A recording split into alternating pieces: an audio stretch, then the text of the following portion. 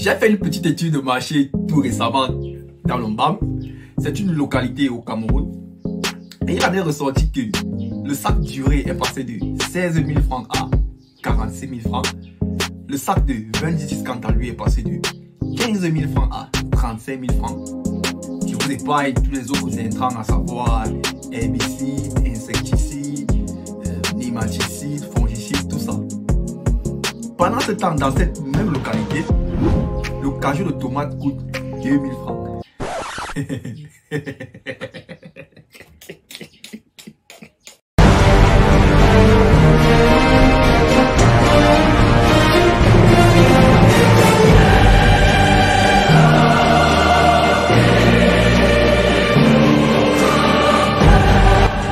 Bonjour à toi et bienvenue sur AgriTuto TV. Alors ici on parle d'agriculture, d'élevage, d'industrie, mais surtout de business.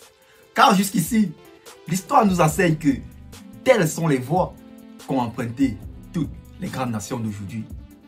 Alors, si tu es nouveau sur cette chaîne, je t'invite à t'abonner et à activer la cloche de notification pour ne plus manquer aucune de nos prochaines vidéos. Si tu me découvres dans cette vidéo, je suis Christian Kemou, ingénieur agronome de conception. La précision.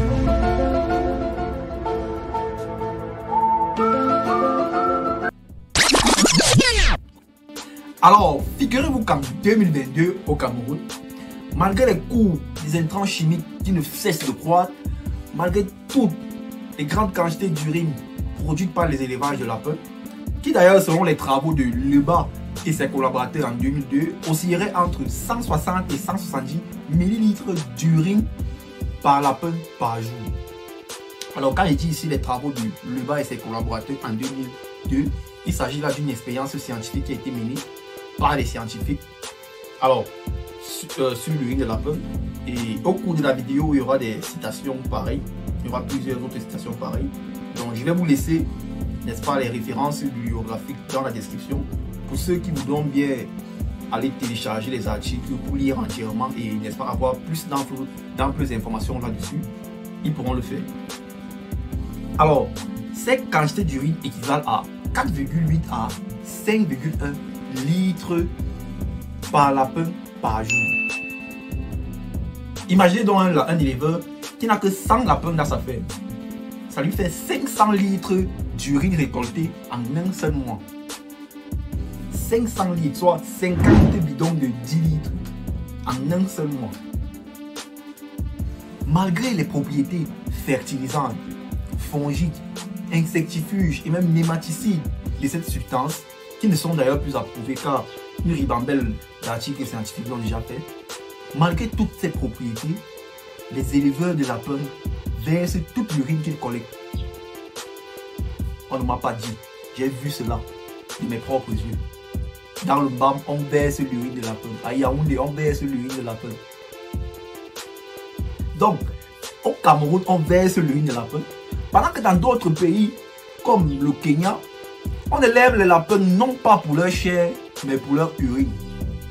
Oui, au Kenya, on élève les lapins non pas pour leur chair, mais pour leur urine. Alors, au Cameroun, pourquoi est-ce qu'on verse l'urine? Ceci est principalement dû à l'ignorance. D'une part, l'ignorance des éleveurs qui ne savent pas comment est-ce qu'ils peuvent utiliser cette urine, n'est-ce pas, pour booster davantage leur production. On a également les éleveurs qui sont occupés. Vous verrez quelqu'un qui va vous dire, je vends 1 litre d'urine à 500 francs. Donc, quasiment une bouteille comme ça à 500 francs.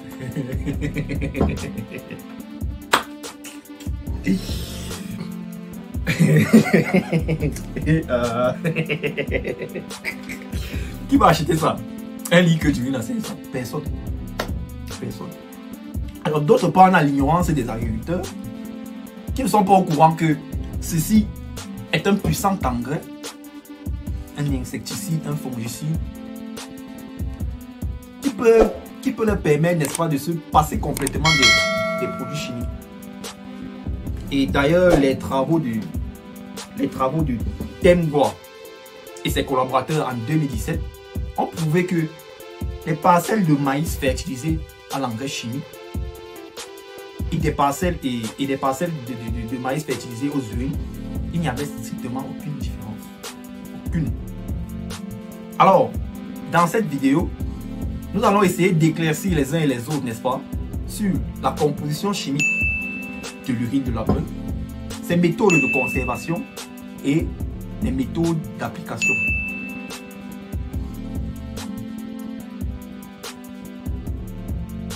Selon les travaux de Mutaille et ses collaborateurs en 2020, l'urine de lapin contiendrait 8,5 à 10,5 grammes par litre d'azote. Le phosphore et le potassium, les tenants en phosphore et potassium, sont respectivement de 0,5 et de 6,5 grammes par litre. Bien évidemment, on va y retrouver d'autres éléments tels que le calcium, le magnésium, le zinc, mais ce n'est pas ça qui nous intéresse ici.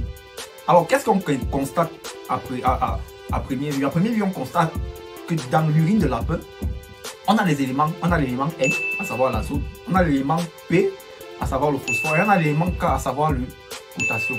Donc, l'urine de lapin peut être considérée comme un engrais, car on y retrouve les éléments NPK.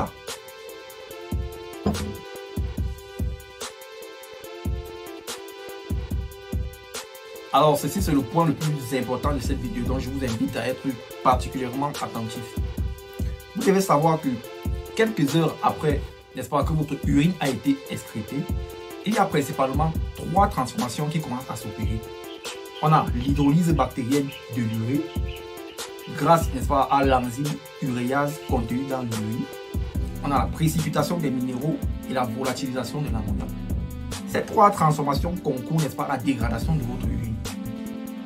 Ça veut dire que plus le temps va passer, si vous avez mal conservé votre urine, plus le temps va passer, plus votre urine ne sera pas différente de l'eau.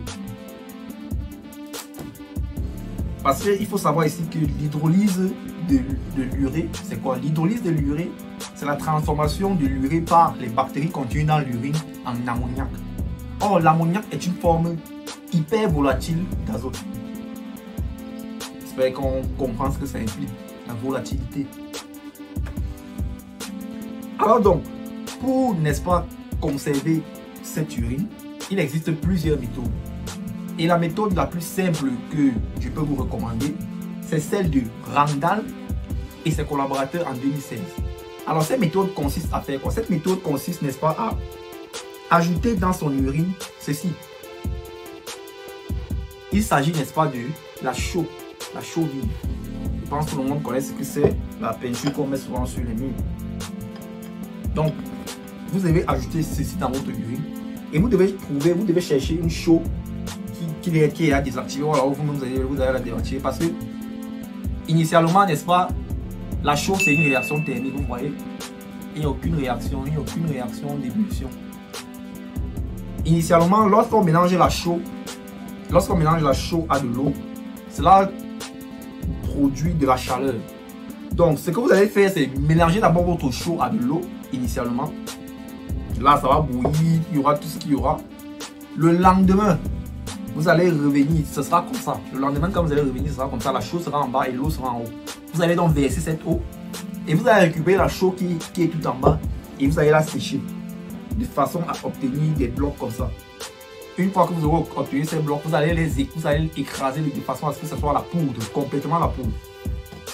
Et là donc, suivant les recommandations de Randall et de ses collaborateurs en 2016, vous allez mettre 15 grammes de cette chaux par litre d'urine.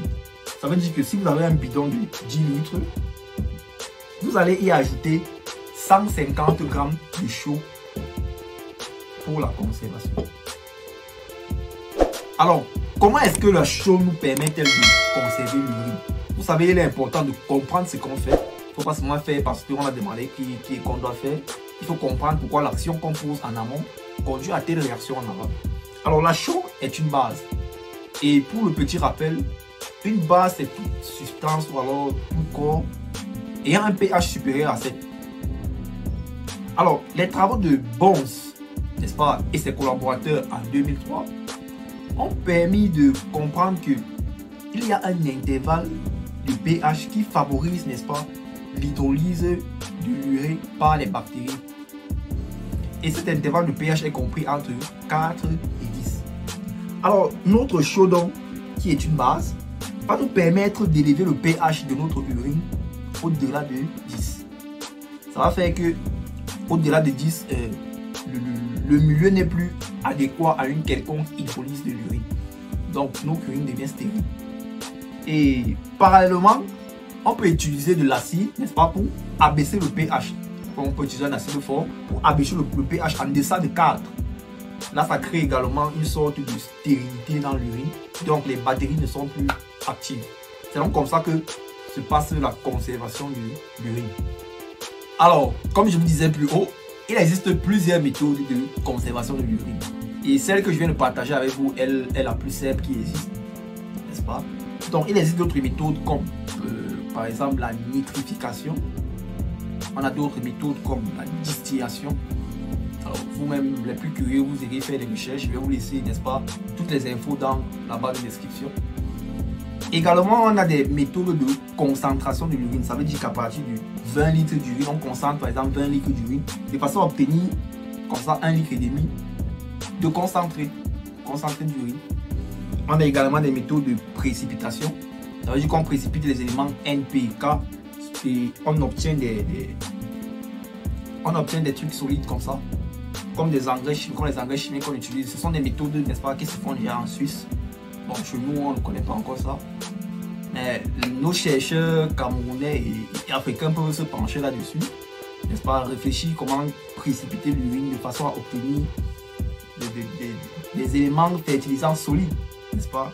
Et là, ça facilite l'application en champ. Alors, à présent, nous allons passer à l'application de l'urine de lapin. La première chose à savoir ici, c'est qu'on n'applique pas l'urine de lapin sur n'importe quel sol.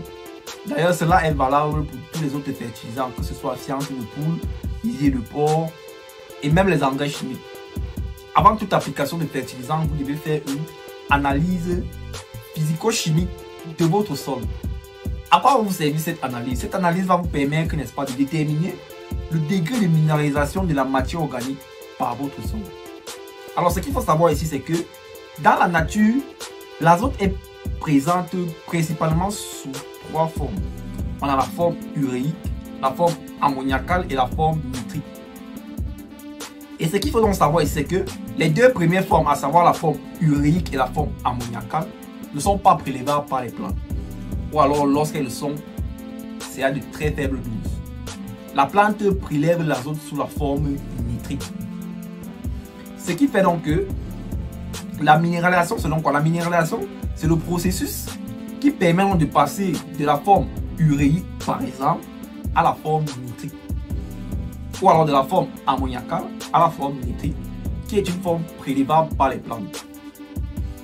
Et donc, si votre sol n'est pas apte, n'est-ce pas, à bien minéraliser la matière organique, l'azote que vous apportez, ou alors l'urée que vous apportez au sol, ne sera donc pas transformé efficacement en composé nitrique prélevable par la plante. La minéralisation est principalement déterminée par le rapport C sur N. Une fois que vous aurez fait votre analyse au laboratoire, sur la fiche de résultats qu'on va vous remettre, il y aura un endroit où sera marqué rapport C sur N. Alors, ce rapport est idéal lorsqu'il est compris dans la fourchette 10 à 15. Donc, pour une fourchette, pour un rapport C sur N compris entre 10 et 15, la minéralisation dans ce sol est bonne. Ça implique quoi? Ça implique que si vous appliquez votre fertilisation, que ce soit l'urine, que ce soit les fientes ou quoi que ce soit d'autre, sur ce sol, la minéralisation va se faire rapidement et efficacement. Et ainsi, les éléments minéraux, n'est-ce pas, seront mis à disposition de votre plante le plus vite possible. Par contre, si ce rapport est trop élevé, par exemple 19, 20 et plus, cela implique que la minéralisation dans ce sol est mauvaise. Ça veut dire que si vous appliquez des fertilisants, ces fertilisants seront minéralisés lentement. Je prends un exemple. Vous faites par exemple une culture qui dure 3 mois sur un sol qui a une mauvaise minéralisation. Alors lorsque vous allez appliquer, n'est-ce pas, vos intrants, ce qui va se passer, c'est que la minéralisation sera très lente. Et les éléments, n'est-ce pas, minéraux ne seront mises à la disposition de la plante que 6 mois après, par exemple. Donc, votre culture fait 3 mois, mais les éléments minéraux sont mis à la disposition de la plante 6 mois plus tard. Quand votre culture a fini, vous avez à tout récolter. Et là, vous allez commencer à accuser un de vos oncles au village. Oui, comme on ne va pas léguer le terrain, il est... Oh, ce n'est pas ça. C'est juste que vous avez refusé de faire un peu de science, n'est-ce pas, avant de mettre votre culture au sol.